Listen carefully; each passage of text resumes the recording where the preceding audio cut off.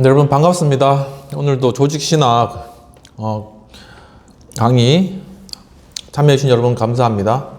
주기도문 하시고 오늘 공부를 시작하도록 하겠습니다. 하늘에 계신 우리 아버지여, 이름이 거룩히 여김을 받으시오며 나라의 임하옵시며 뜻이 하늘에서 이룬 것 같이 땅에서 또 이루어지이다. 오늘날 우리에게 일용할 양식을 주옵시고 우리가 우리에게 죄 지은 자를 사하여 준 것 같이 우리 죄를 사하여 주옵시고 우리를 시험에 들지 말게 하옵시고 다만 악에서 구하옵소서. 대개 나라와 권세 영광이 아버지께 영원히 있사옵나이다. 아멘. 네. 오늘은 보존에 관한 그러한 내용이 되겠습니다. 지금 저희들이 이제 섭리, 하나님의 섭리, providence, 이 섭리에 관한 그러한 개념들을 우리가 공부를 하고 있는데, 이 부분이 이제 조직신학 중에 크게 봐서 이제 교의학, 그 다음에 신론에 관련된, 두 번째 신론에 관련된 그러한 내용들 중에 속하는 것이죠. 그래서 이제 신론이 크게는 하나님의 존재라는 그러한 부분들과 두 번째는 그러니까 하나님이 어떤 분이신가, 그리고 두 번째는 하나님의 사역, 이렇게 이제 두 부분으로 나누어져 있는데, 그 중에 이제 어떤 창조에 대한 그러한, 하나님이 창조를 하셨잖아요. 그러니까 창조에 대한 그러한 어떤 설명들에 관하여서 우리가 공부를 했고요. 그리고 또 영적인 존재인 천사들과 관련된 그러한 내용들도 저희가 살펴보았습니다. 그리고 또한 예정이라는 그러한 부분들도 우리가 살펴보아서 하나님께서 어떤 사람은 구원하시고 어떤 사람은 이제 유기하시는 어떤 그러한 부분들과 관련되어서 이제 조직신학적으로 어떻게 그것을 바라보고 있느냐에 관한 그러한 내용들을 저희들이 이제 하나님의 사역 중에 살펴본 것이죠. 이 작정의 교리는 바로 하나님의 사역 중 가장 첫 번째 나타나는 것으로 굉장히 중요한 부분이고, 작정의 교리가 예정론과 또 연결되는 것이죠. 그래서 이제 이러한 부분들을 저희가 살폈고요. 그리고 이제는 어떤 하나님의 섭리와 관련된 그러한 내용들을 다루게 됩니다. 그래서 하나님의 섭리, 하나님께서 어떤 것을 다스리시고 주관하시는 그러한 부분들, 즉 창조주가 모든 그의 피조물들을 보존하시고 세계에서 일어나는 모든 일들에서 활동하시며 만물을 그들의 지정된 목적으로 인도하시는 신적 에너지의 지속적인 실행과 같은 이 섭리라는 그러한 것들, 이러한 부분들을 저희가 이제 다루고 있는 것이죠. 우리가 보통 이제 하나님의 섭리다 이렇게 이야기를 많이 하잖아요. 그러니까 그 섭리라는 것이 무엇인가라는 것을 우리가 살펴보았다는 것입니다. 그렇다면 이제는 두 번째로 보존이라는 것인데, 하나님께서 창조하시고 땅을 창조하시고 또한 땅을 운행하시고 일을 이루시고 뭐 이런 것들, 구원의 어떤 사역들을 하시고, 또한 중요한 것은 보호하시고 보존하시는 것이 이 섭리에서 굉장히 중요한 그런 개념이거든요. 그래서 이 보존에 관한 교리가 어떠한가 하는 것을 이제 지난 시간에 그 직접적인 성경적인 증거라던가 아니면 추론적으로 찾을 수 있는 그런 증거들, 성경에서 그러한 부분들을 살펴보았습니다. 그러면은 이제 오늘은 신적인 보존의 적당한 개념이라는 그러한 제목으로서 살펴보도록 하겠습니다.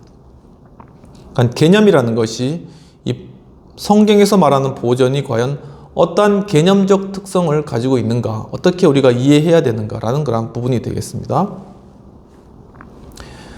보존 교리는 영적이든지 아니면 물질적이든지 간에 모든 모든 피조된 실체들이 하나님의 존재와는 구별되는 진정하고 영적인 존재를 소유하고 있고 또한 하나님으로부터만 유래한 능동적이고 수동적인 속성들을 가지고 있으며 또한 그들의 능동적인 능력들은 단순히 외향적인 것이 아닌 진정한 효과를 제2의 원인으로 갖고 있어서 그것들이 자신들에게 고유한 결과들을 산출할 수 있다는 전제 위에서 전개된다라고 이야기를 하고 있습니다. 그러니까 이 내용들이 바로 우리 인간이 하나님과 구별된 그러한 하나의 존재이고 그 다음에 또한 하나님의 어떤 속성들을 우리도 받았기 때문에 그것을 통하여서 어떤 다른 효과들을 이 세상에 나타낼 수 있다라는 것이죠. 그러니까 하나님이 제일 1원인이시잖아요. 그러니까 우리가 그 속성을 가지고 어떤 결과를 산출하는 것이 제2원인으로서 그것들을 산출할 수 있다라는 그런 개념적 전제 위에서 바로 이 보존 교리를 진행하고 있다는 것입니다. 이렇게 해서 이 교리는 항상 분명하진 않으나 실제로는 계속적인 창조 개념을 가지고서 세상과 구별된 존재를 부인하고 하나님을 우주의 유일한 동인으로 삼는 범신론을 경계한다라고 이야기를 하고 있습니다. 그러나 이 교리는 이러한 피조된 실체들을 자존적인 것으로 간주하지는 않는데 그것은 자존이 하나님의 배타적인 속성이며 모든 피조물들이 그들의 지속적인 근거를 자신이 아닌 하나님께 두고 있기 때문이다 라고 이야기를 하고 있습니다. 즉 바로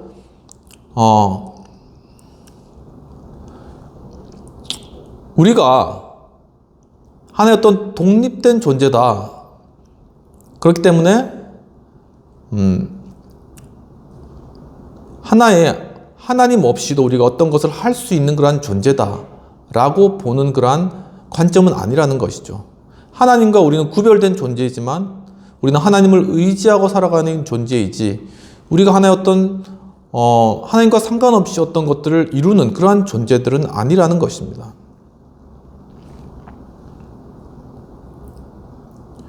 이것으로부터 추론되는 사실은 그들이 하나님의 단순히 소극적인 행위에 의해서가 아닌 신적 능력의 적극적이고 지속적인 수행에 의해서 계속해서 존재하게 된다는 것이다 라는 것이죠.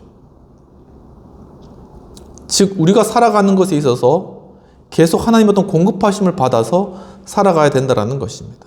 하나님의 능력은 창조에서 실행된 능력과 마찬가지로 적극적으로 만물을 붙드시는 데서도 작용한다라고 하시는 것이죠.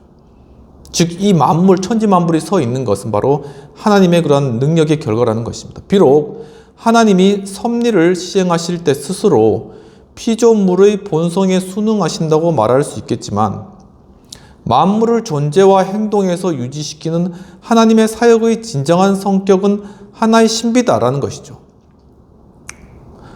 그러니까 천지 만물이 이루어지고 이 땅 가운데 국가를 이루는 것도 하나의 어떤 인간의 어떤 조직과 기구를 통해서 그렇게 이루어지고 또 인간의 어떤 발명을 통해서 세상이 발전하잖아요. 바로 하지만은 그러한 모든 과정 가운데 하나님의 섭리가 다 적용되어 있는 것인데 그것이 어떻게 그 가운데 적용되어 있는가, 적용되어지는가 하는 것은 신비로운 그러한 것이다라는 것입니다. 쉐도와 함께 우리는 물질 세계에서는 하나님이 물질적인 특성들과 법칙들 안에서 그것들을 통하여 직접적으로 활동하신다. 정신 세계에서는 하나님은 정신의 특성들 속에서 그것들을 통하여 직접적으로 활동하신다. 보존은 결코 창조를 거스르는 것이 아니다라고 그렇게 쉐드가 이야기를 하고 있는데 즉 바로 이러한 어떤 물질적인 세계나 정신적인 세계 속에서도 하나님께서는 직접적으로 그것을 창조하시거나 이끄시거나 보존하시거나 하시는 그런 행위를 계속적으로 하신다는 것입니다. 하나님은 그가 창조에 제정하셨던 것을 섭리해서 깨뜨리지 않는다라고 말할 수 있다라고 보고 계신 것이죠. 그래서 보존은 하나님이 그가 창조하신 만물들과 더불어 그가 그것들에게 부여하신 특성들과 능력들을 함께 유지시키는 하나님의 계속적인 사역으로 정의될 수 있다. 즉 하나님께서 보존하신다라는 것은 일단 하나님께서 창조하신 것을 계속적으로 유지 그리고 계속적으로 그 창조의 목적에 따라서 운행할 수 있도록 하나님께서 계속 일하신다. 이제 그렇게 정의될 수 있다라는 것입니다. 그렇다면 이제 보존과 관련돼서 세 번째로는 신적인 보존에 관한 잘못된 개념들이 되겠습니다. 하나님은 이러한 사역의 성격은 언제나 바르게 이해되지 않았는데 신적 보존에서 피해야 할 두 가지 견해가 있습니다. 첫 번째는 그것이 순전히 소극적이라는 것입니다. 이신론에 따르면 신적 보존은 하나님이 그의 손으로 지으신 만물을 파괴하지 않으신다는 데 있다라는 것이죠.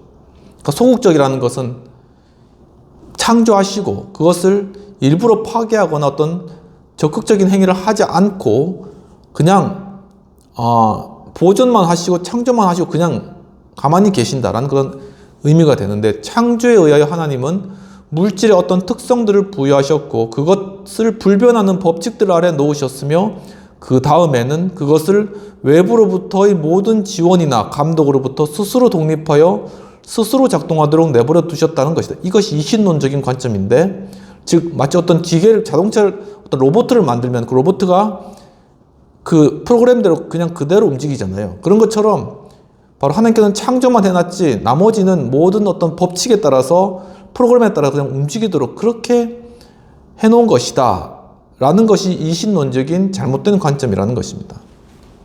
이것은 비합리적이고 비종교적이며 비성경적인 표현이라고 이야기를 하고 있습니다. 그것은 비합리적인데, 자기 생존, 셀프 서브시턴스죠. 자기 생존과 자기 유지, 셀프 서스테이네이션은 오직 창조주의 특성을 나타내는 비공유적 속성이라는 것이죠. 그러니까 스스로 생존해 있고 스스로를 유지해 나갈 수 있는 그러한 존재는 하나님만이 가지는 비공유적 속성, 그러니까 공유라는 건 함께, 인간들과 함께 가지는 속성이잖아요. 하지만 우리가 앞에서도 배웠듯이 이것은 하나님의 비공유적 속성이기 때문에 이것은 인간에게는 속하지 않는다라는 것입니다. 하나님께서 자기 생존을 피조물에게 전달하셨다는 것을 의미하기 때문이다. 그러니까 이 비공유적 속성을 이 신론에 따르면은 다른 피조물도 하도록 했다. 이제 그건 말이 안 된다는 것이죠. 피조물은 결코 스스로 유지될 수 없으며 날마다 창조주의 전능하신 능력에 의해 유지되어야 한다라고 보는 것이 성경적이라는 것입니다. 따라서 피조된 존재들을 멸절시키는 것은 하나님의 편에서의 적극적인 전능의 행동을 필요로 하지 않을 것이다 라고 하고 있습니다. 유지의 철회만으로도 파멸을 초래한다는 것이죠. 즉 하나님께서 계속 그것을 유지해 나간 행위를 하지 않으면 그 자체로 그것은 멸망해 버릴 것이라는 것입니다. 이 견해는 비종교적이다라는 그러한 부분들입니다. 그것은 하나님을 그의 창조로부터 멀리 떨어지게 함으로써 종교의 죽음을 말하여 왔다는 사실을 분명히 증거한다라고 하는 것입니다. 즉, 바로 이신론이 비종교적인데, 왜냐하면은 하나님은 창조만 했고 이제 멀리 떨어져 있는 그러한 존재인 거예요. 그러니까 더 피조물은 하나님과 교제할 필요도 없고 의지할 필요도 없는 그러한 존재가 되어버렸기 때문에 이것은 종교적인 그러한 하나님을 어떤 신적인 존재를 의지하는 종교적인 것이 아니라 하나의 비종교적인 사람들이 이제 과학에 대해서 이제 많이 이건 비종교적인 영역이라고 이야기를 하잖아요. 잘못된 시각인데 바로 그런 식으로 이제 생각을 한다라는 것입니다. 인간은 진화에 따라서 되었다. 진화론이 가장 비종교적이고 아니면 무신론이 가장 대표적인 그런 이론이잖아요.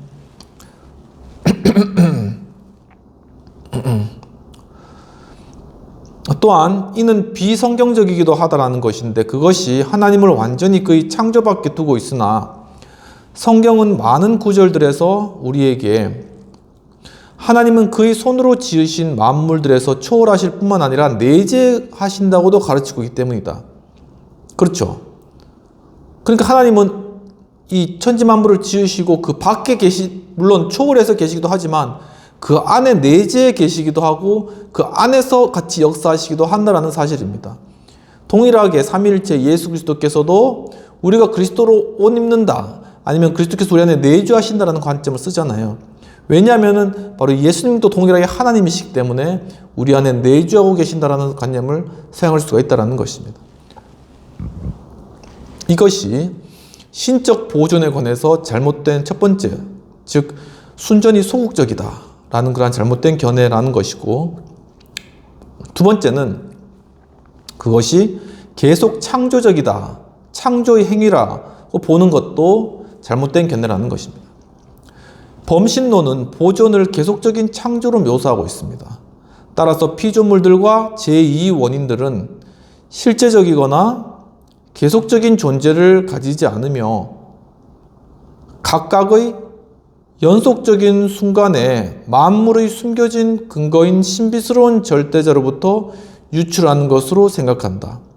그러니까 계속적으로 어떤 절대자로부터 어떤 것이 계속 새롭게 생겨난다 라고 그렇게 보는 것이 하나의 어떤 범신론적인 것인데, 예를 들면 땅에 씨를 뿌리잖아요. 근데 씨가 이제 하나님 주신 어떤 양분과 태양을 통해서 이렇게 자라나잖아요. 근데 그 자라나는 행위 하나하나가 이게 하나하나가 다 하나님의 창조 행위다 이렇게 이제 이야기를 하는 것입니다. 그러니까 모든 만물들이 이게 다 하나의 신인 것이죠. 범신론적으로. 하지만 하나님께서는 이 씨앗을 주시고 그 안에 생명을 주셔서 그것을 자연 법칙에 따라서 자라나게 하시는 그런 분이시잖아요. 그렇기 때문에 그것이 하나의 새로운 창조 행위가 아니라 이것은 보존에 속한 행위라 그렇게 보아야 된다라는 그런 견해인 것이죠. 범신론자들이 아닌 어떤 이들은 보존과 비슷한 견해를 가지고 있는데, 데카르트는 그런 보존 개념을 위한 토대를 설정하였고, 말브랑슈는 이것을 유신론과 일치하는 최극단까지 밀고 나갔다라고 이야기를 하고 있습니다. 또한 조나단 에드워즈조차도 이것을 원죄에 관한 그의 저서에서 부차적으로 가르치고 있으며, 이렇게 해서 범신론을 가르칠 만큼 위험스럽게 그것을 다가간다라는 것이죠. 그러니까 모든 것에 다 어떤 신적인 것이 있고 모든 것이 다 어떤 그 안에 무슨 어떤 신적인 것이다. 이것이 굉장히 범신론적인 그런 개념이 될 수가 있다는 것이죠. 이러한 보존의 견해는 제2 원인을 위해서는 아무런 여지도 남기지 않기 때문에 필연적으로 범신론에 이르게 된다는 것이죠. 그러니까 뭔가 하나님께서 어떤 창조 행위를 했으면 그것을 통해서 이것이 또 하나의 원인이 제2의 원인이 돼서 하나님 제1의 원인이시잖아요. 제2의 원인에서 그것으로부터 파생되는 무언가가 있어야 되는데 그것이 아니라 이 제2 원인이라는 건 존재하지 않고 모든 것이 파생되는 모든 것이 다 창조다 이렇게 이제 봐버리는 것이죠. 이 견해는 우리가 진정한 자기 결정인 행동의 원인들이며 따라서 도덕적인 행위자다라는 사실을 확신시켜주는 우리의 원래적이고 필연적인 직관들에는 반대된다. 그러니까 우리가 결정하는 것, 우리가 선을 행하는 것, 우리가 어떤 도덕한 행위를 하는 것은 우리가 하는 것이죠. 그것이. 근데 이제 그것을 이 또 하나의 새로운 어떤 창조의 어떤 행위다. 이렇게 이제 생각을 해버리는 거죠. 아예 우리 인간의 책임 자체를 완전히 배제해버리는 어떤 그러한 부분이다. 라는 것입니다. 게다가 이 견해는 자유행위와 도덕적 책임성, 도덕적 통치의 뿌리에 타격을 가함으로써 종교 그 자체의 뿌리에 타격을 가하는 것이다 라고 이야기를 하고 있습니다. 어떤 개혁파 신학자들은 또한 계속적인 창조라는 용어를 사용하지만 그렇게 함으로써 현재 고찰 중인 보존 교리를 가르치는 것을 의미하지는 않는다라고 이야기를 하고 있습니다. 분명히 보존 교리는 하나님께서 모든 것을 창조하신 것을 유지하고 지켜나가시고 보존하신다. 딱 그런 그 개념만을 딱 가지고 있어야 된다는 것입니다.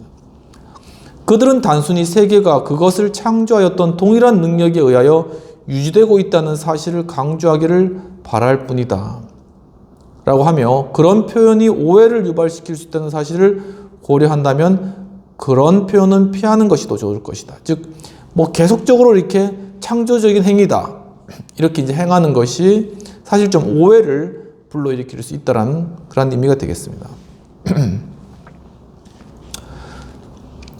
이제 보존과 관련된 개념을 이제까지 하고, 이제 세 번째로는 협력, concurrence의 측면을 살펴보도록 하겠습니다. 우리가 섭리와 관련되어서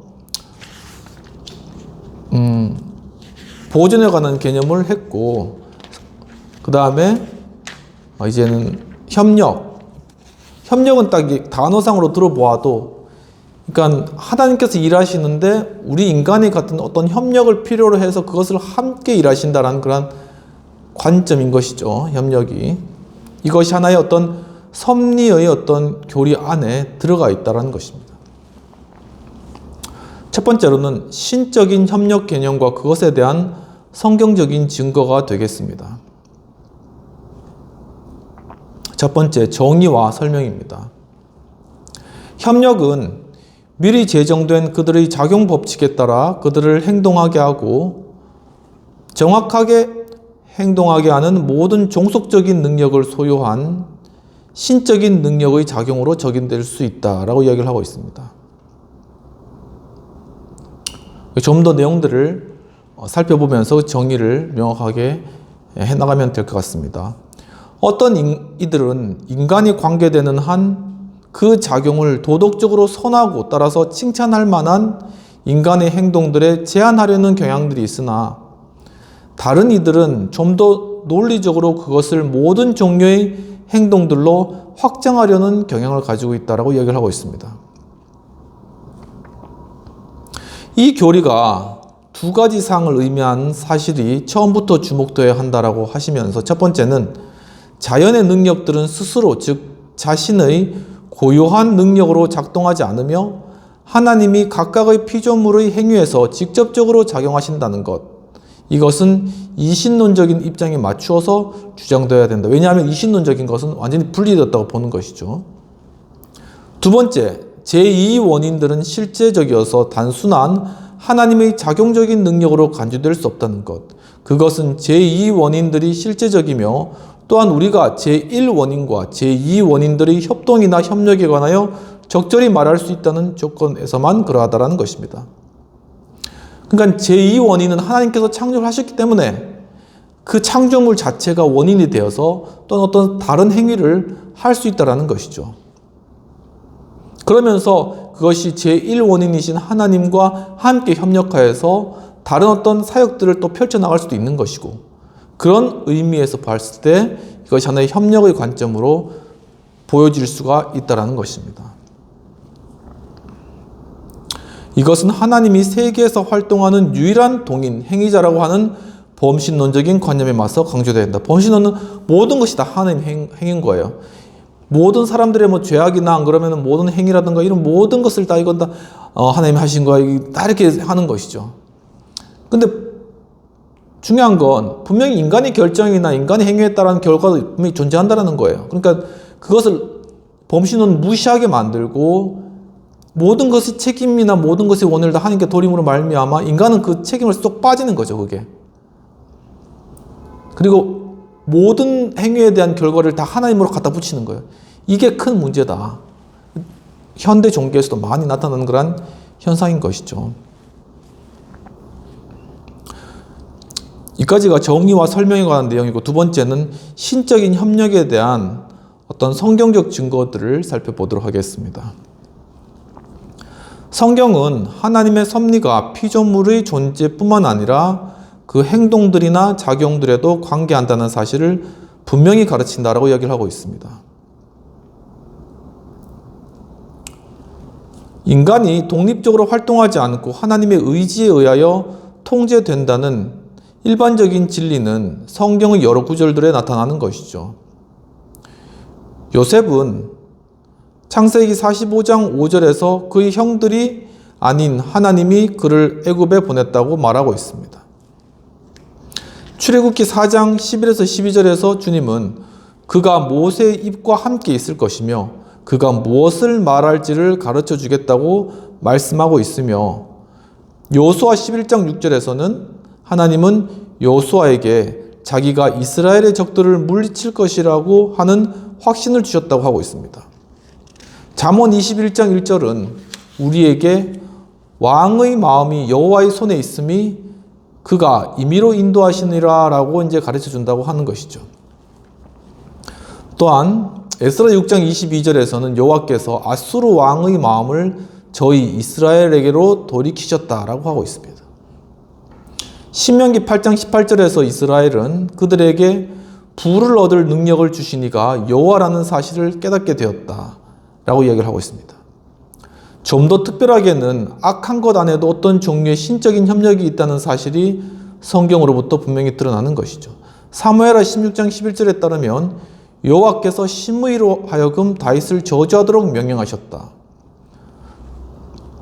또한 주님은 또한 아수르를 내 진노의 막대기요 내 손의 몽둥이는 그 손의 몽둥이는 내 분노라고 부르신다라고 이사야 10장 5절에 나타나고, 게다가 그는 아합의 예언자의 입에다 거짓말하는 영을 넣으셨다.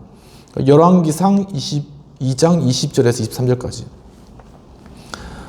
그러니까 이게 중요한 거는 이제 하나님께서 인간을 창조하시고 존재하게 하셨는데 그뿐만 아니라 또한 그 인간이 어떠한 행위를 하도록 그 안에서 또한 함께 역사하시고 인간의 행위에 협력하신다라는 것이 성경적으로 보여주고 있는 그러한 사실이다라는 것을 이야기하는 것입니다.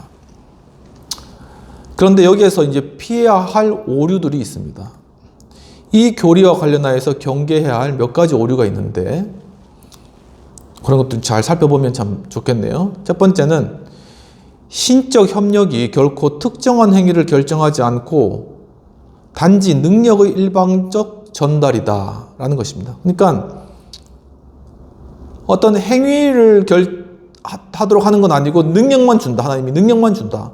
행위 결정은 인간이 하는 것이고 하나님 능력만 준다. 이렇게 이제 생각하는 오류가 존재한다는 것입니다. 예수회나 소지니주의자들 그리고 알미니우스주의자들은 신적인 협력이 단지 일반적이고 평범한 협력이며 따라서 특별한 목적으로 행동을 지향하게 하는 것은 제2 원인이라고 주장한다. 그렇게 이제 인간의 의지를 좀 더 강조를 하는 것이죠. 그것은 행동하도록 재촉하나 완전히 불확정한 방식으로 하는 모든 원인들에 대해 공통적이다. 그것은 제2 원인을 자극하면서도 특별한 종류와 양식을 결정하도록 내버려 둔다. 그러니까 결정은 인간이 하는 것이에요. 하나님은 오직 능력만 주신다는 것이죠. 그러나 이것이 사실이라면 하나님의 계획을 좌절시키는 것은 인간의 능력에 있게 되며 제1 원인은 제2 원인에 예속하게 될 것이다. 도리어 하나님이 어떤 사람을 통해서 그 사람과 협력해서 일을 해야 되는데 그 사람에게 능력만 주고 그 사람이 도리어 하나님의 계획과 반대되는 일을 행해서 바로 하나님의 행위를 실패하게 만들 수도 있다라는 바로 그러한 결과를 낳게 된다라는 것입니다.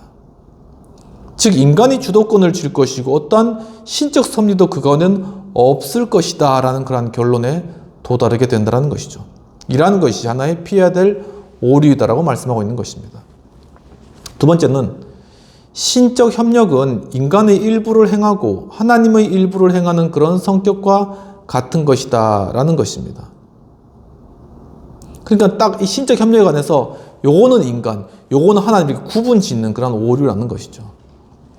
하나님과 인간의 협력은 때때로 자기 역할을 하면서 마찰을 함께 끄는 한 쌍의 말의 연대적인 노력에 비유된다. 이것은 사역의 분배에 대한 어떤 잘못된 견해라는 것입니다. 사실상 각각의 행동은 고스란히 다 하나님의 행동이며 또한 피조물의 행동인 것이다. 이게 나눠진 게 아니라 하나로 융합된다는 것이죠. 신적인 의지에 독립되는 것은 아무것도 없으며 그것이 순간순간 하나님의 뜻에 의하여 결정되는 한 하나님의 행동이라는 것입니다. 또한 하나님이 그것을 피조물의 자기 행동을 통하여 실현하시는 한 인간의 행동이라는 것이죠. 그것이 하나님의 행동도 되지만 인간의 행동도 된다는 것입니다. 여기에 상호 침투, interpenetration 이 있으나 상호 제한은 존재하지 않는다. mutual limitation은 존재하지 않는다. 상호 서로 침투되는 것이죠. 하나님이 했지만 인간이 한다. 하지만은 상호 서로 제한시키는 그러한 것은 존재하지 않는다라는 것입니다. 세 번째 오류는 협력 속에서 하나님의 사역과 인간의 사역은 대등하다라는 것입니다. 이것은 이미 앞에서 언급한 사실에 의해서 배제되었습니다.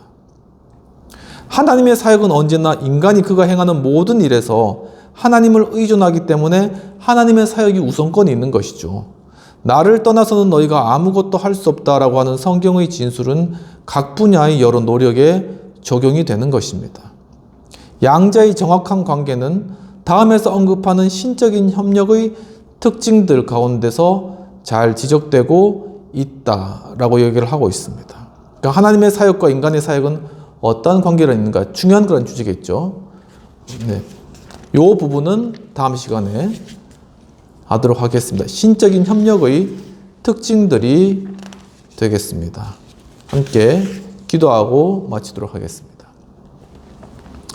하나님 아버지, 오늘 또 조직신학 가운데 참 이러한 하나님의 섭리 안에서 보존에 관한 그러한 교리를 배우게 해주신 주님 감사합니다.